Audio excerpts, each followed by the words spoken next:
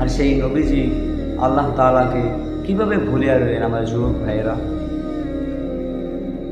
নবীজি সাল্লাল্লাহু আলাইহি ওয়াসাল্লাম সারা দিন সে কাফির মুশরিকদের কাছে যাইয়া দাওয়াত দিতেন। সে যাইয়া কি করতেন ভাই? দাওয়াত দিতেন। যে বলতেন, হে ভাই আপনি ইসলাম গ্রহণ করেন। তাকে পাগল বলতো, নবীজি সাল্লাল্লাহু আলাইহি ওয়াসাল্লামকে পাগল বলতো তারা। যে শ্রেষ্ঠ মানুষ ছিল তাকে কি বলতো ভাই? পাগল বলতো।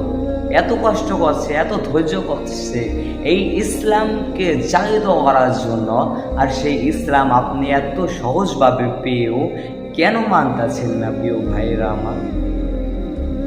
আসেন না আমরা নামাজের পথে আবার ফিরে আসি। আল্লাহ তাআলা আপনাদের সবাইকে বুঝ দান করুন ভাই আমার, আমিন। ওয়া আখির দাওয়ানা ওয়া আলহামদুলিল্লাহি রাব্বিল আলামিন।